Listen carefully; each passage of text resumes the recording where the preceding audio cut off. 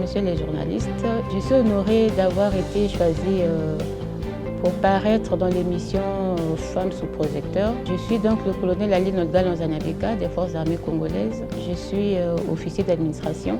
Je suis présidente du FAWE, Forum des éducatrices africaines, et je suis ambassadrice culturelle, sportive, sociale et du développement de notre pays. J'ai été formée à l'Académie militaire Marien Ngouabi, notre prestigieuse école, qui est une université militaire, de 1998 à 2001. Donc c'est la 7e promotion. La première promotion qui a eu en son sein le personnel féminin. Et nous avons quand même tenu. Et depuis lors, chaque fois qu'il y a des recrutements pour être formés là-bas, eh bien, on met un quota de femmes. Et en dessous de ça, chaque grade que nous avons au niveau de l'armée, nous avons ce que nous appelons les formations continues. Et c'est ça qui nous donne accès à progresser, à avoir d'autres galons. Et donc nous avons la durée et nous avons également les stages et les formations. Ce qui fait que d'aspirant en 2001, je suis aujourd'hui colonel. J'ai eu pas mal de formations militaires, notamment la dernière formation que j'ai eue, c'est en stratégie défense et conflits armés. Ça m'a permis d'avoir certaines ouvertures sur le rôle de la femme au niveau de l'armée, qui n'est pas toujours cantonné au deuxième plan, mais plus sur les négociations onusiennes, les contingents qui vont dans différents pays. Quand il y a des conflits, les femmes s'imprègnent un peu de ces rôles-là. Et concernant le côté académique, universitaire, civil, je continue encore les études parce que je me dis être militaire c'est bien, mais j'aimerais quand même accroître mes compétences dans plusieurs domaines pourquoi pas pour être aussi dans l'enseignement et pour accroître mes connaissances et mes compétences lorsque je fais mes conférences. Voilà, donc je suis doctorante, je prépare 2 doctorats simultanément.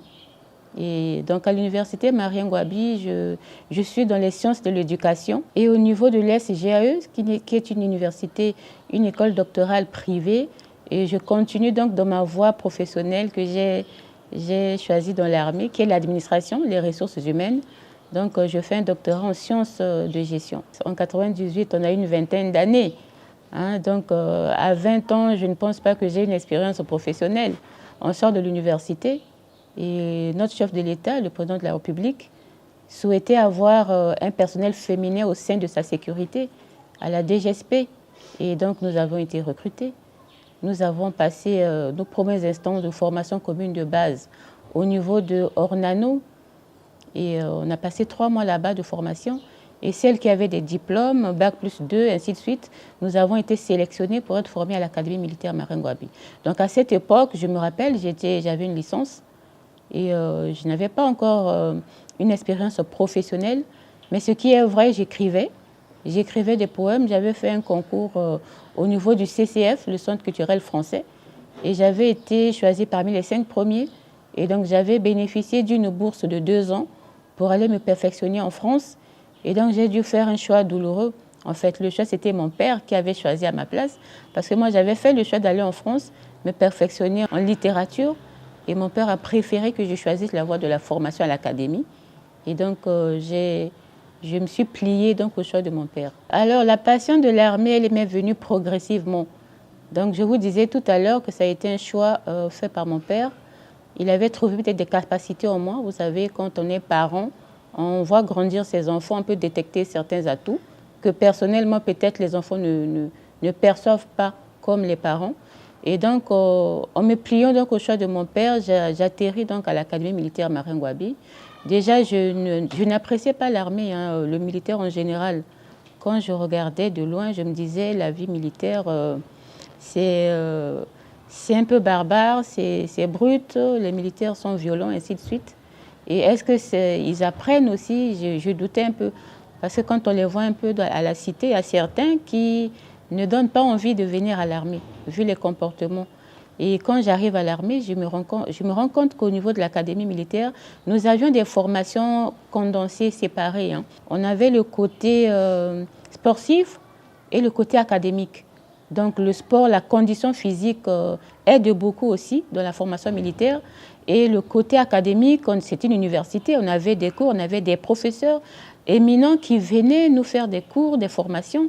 Et c'est ce que j'ai apprécié au fait dans l'armée. Et il y avait la rigueur, la discipline aussi. Et au niveau de l'armée, on a plusieurs ouvertures. On n'est pas que condensé dans l'armée. On est militaire, on est médecin, on est militaire, on est écrivain comme je le suis. On est militaire, on fait pas mal de choses aussi. Et on a des militaires pilotes, on a des militaires qui embrassent beaucoup d'autres métiers, hein, architectes aussi. Et donc, je me suis rendu compte que l'armée est au fait un condensé de métiers. Donc, non seulement on a le métier d'armes avec nous, mais on peut faire plusieurs choses à la fois. Et être à l'armée m'a donné, ça m'a permis de percer dans ma vie, ça m'a permis d'avoir confiance en moi, d'avoir des atouts qui me permettent d'évoluer dans ma vie professionnelle. C'est par la compétence et puis la confiance que la hiérarchie militaire avait mis en moi. Donc cette confiance-là a permis que j'occupe certains postes stratégiques qui n'avaient peut-être jamais été donc, acquis pour les femmes. Et j'ai quand même atteint un certain niveau de fonction qui fait de moi aujourd'hui peut-être que la première femme au niveau de l'armée qui a pu travailler à cette fonction-là. Donc, j'ai été quand même nommée directrice de l'administration des finances au niveau de la maison militaire du président de la République, avec rang et prérogative de conseiller technique du président de la République. Et ça, c'était... j'étais commandant à l'époque et c'était une expérience assez éprouvante aussi parce qu'il fallait quand même faire 2 fois plus, donner de moi-même parce que les gens étaient un peu sceptiques. Est-ce que déjà quand j'assure l'intérim, je suis capitaine? Je suis capitaine de grade et par les efforts, par le travail accompli, ça m'a donné une certaine renommée positive. Et après, je pense qu'en 3-4 mois, j'avais été confirmée à ce poste que j'ai tenu pendant près de 5 ans. Donc, ce n'était pas une mince affaire. Je suis restée jusqu'à présent.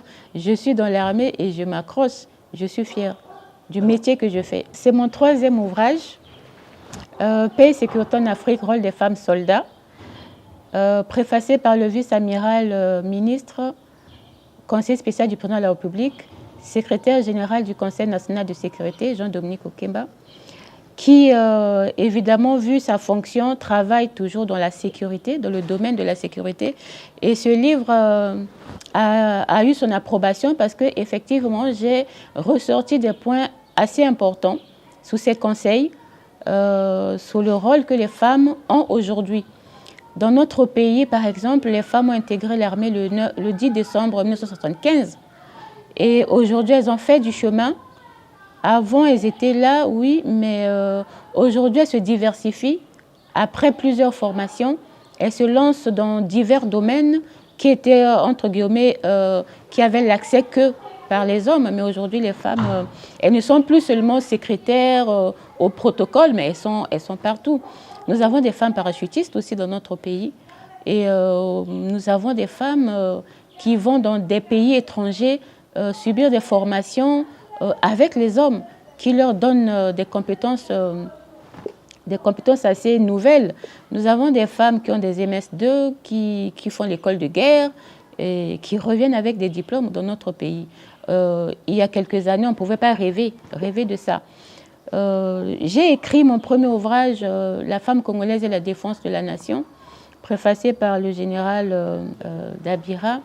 Et après, mon 2e ouvrage, l'intégration des femmes dans la dynamique des institutions militaires, préfacé par la première dame de notre pays, la fondatrice du Congo Assistance, Madame Antoinette Denis Sassou Nguesso, qui a voulu bien montrer par ce geste qu'elle a un œil sur le personnel féminin dans l'armée, dans notre pays. Et voici donc le 3e ouvrage. Et je parle des femmes elles ont ce qu'on appelle la négociation innée, hein, c'est inné chez la femme. Nous savons comment tempérer les choses, éviter le pire dans la diplomatie. Nous faisons souvent de la diplomatie sans nous en rendre compte. Même dans le travail au quotidien, la femme, quand elle est quelque part, elle apaise les tensions, elle a cet art-là en elle. Et lorsque nous ajoutons les compétences par les formations, eh bien, nous distinguons. Moi, je pense que écrire, pour moi, c'est un loisir. C'est un loisir. En fait, j'aime écrire. Je ne force pas les choses. Et quand j'écris, j'ai pensé que c'était intéressant de partager ces expériences-là, surtout le quotidien des femmes soldats dans l'armée, parce que nous sommes quand même une structure assez spécifique.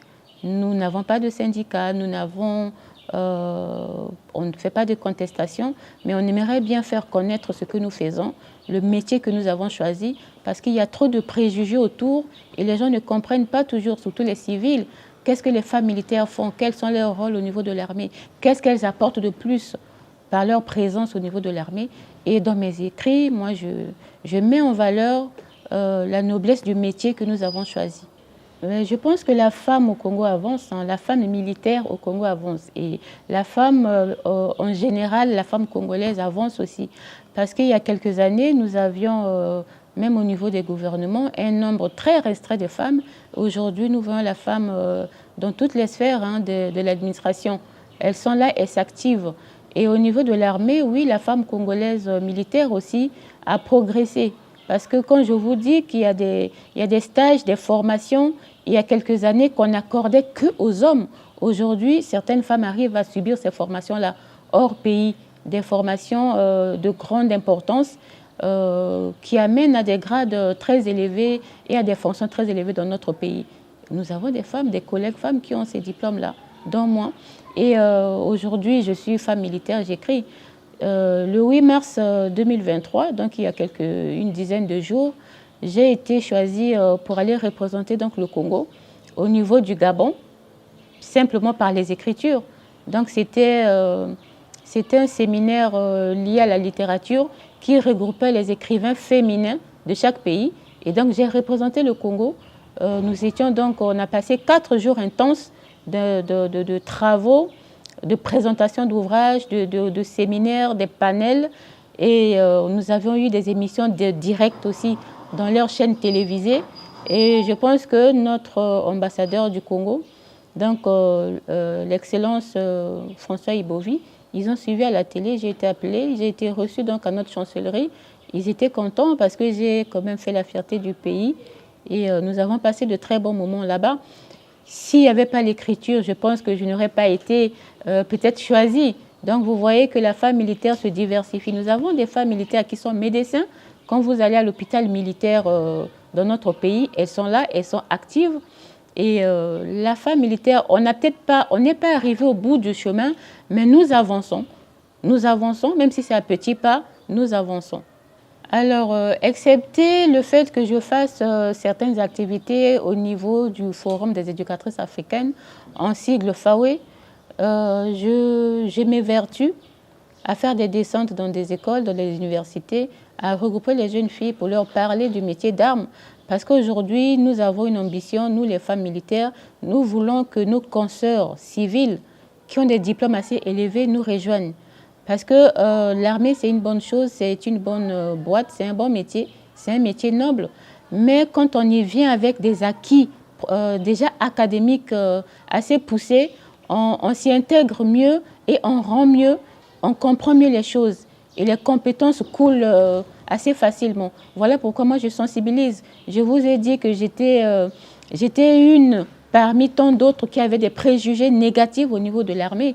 C'est pour ça que je m'évertue, parce que je sais qu'il y en a plusieurs. Donc j'essaie de donner une bonne image de notre métier. J'essaie de vanter, donc je vends notre métier à celles qui n'en ont peut-être jamais parlé, à celles qui voient aussi l'armée d'un œil farouche. Donc on essaie de capter beaucoup de jeunes filles. Et j'ai un projet aussi avec certaines femmes générales de différents pays, dont la France, le Gabon, la République démocratique, la Côte d'Ivoire. Nous sommes sur un projet d'un ouvrage. Je pense que ça devait être prêt au mois de mars, mais nous nous sommes dit que le mois de mars est le mois qui est consacré à la femme, parce que le 8 mars, c'est un jour phare, c'est la journée internationale des droits de la femme. Nous nous sommes dit que le mois de mars, si nous faisons cette activité-là, donc cet ouvrage-là pour parler des femmes qui ont brisé le plafond de verre, ça sera trop féminisé. C'est pour ça que nous préférons faire passer le mois de mars, attendre le mois d'avril parce que c'est un mois neutre pour parler des femmes. Parce que les femmes ont toujours tendance à trop se féminiser. On est déjà féminin, je pense qu'il faut faire des choses sans en ajouter. Quand les femmes intègrent l'armée, le 10 décembre 1975, c'est parce qu'il y a eu des Congolais, des officiers congolais, des jeunes officiers congolais qui ont eu des stages, ils sont allés en Europe de l'Ouest. Et là-bas, ils ont vu qu'il y avait des personnels féminins qui jouaient dans le renseignement, qui étaient dans l'armée. Et en revenant avec ces expériences-là, ils ont pensé qu'au niveau du Congo, on pouvait aussi intégrer les femmes au niveau de l'armée. Mais quand ces femmes ont intégré l'armée, elles n'avaient pas encore assez de responsabilités. Au fur et à mesure que les années avancent, vous avez vu qu'on a ouvert l'accès à l'académie militaire à la 7e promotion.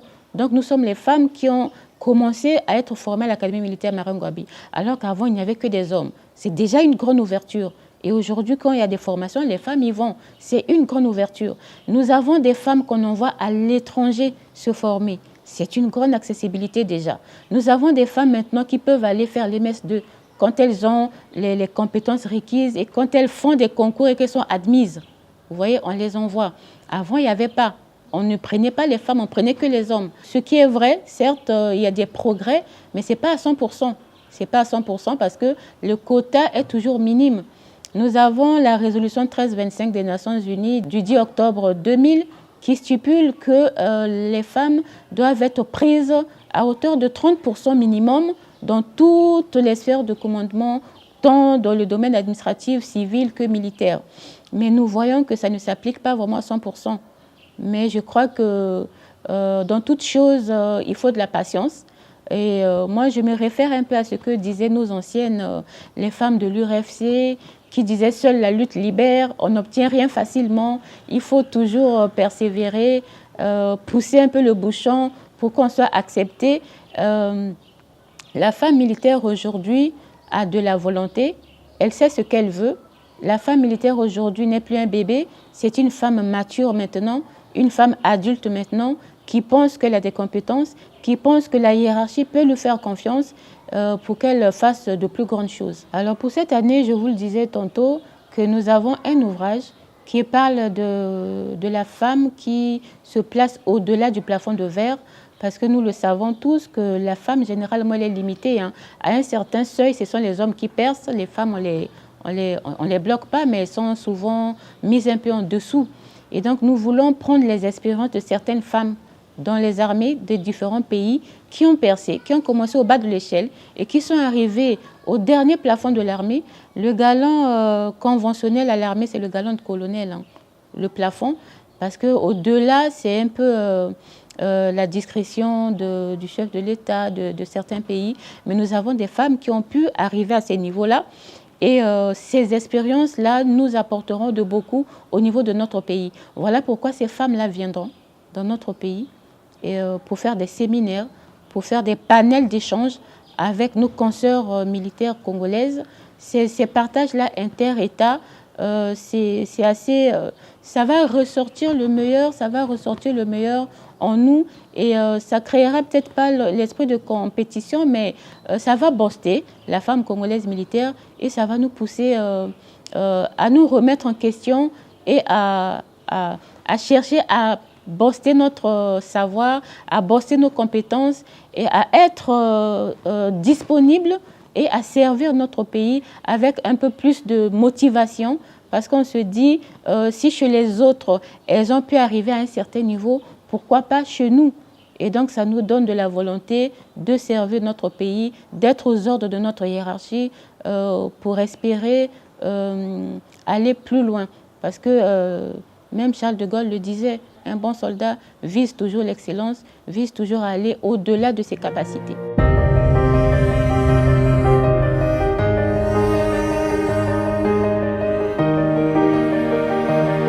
En fait, la devise que j'ai, je pense que c'est l'humilité.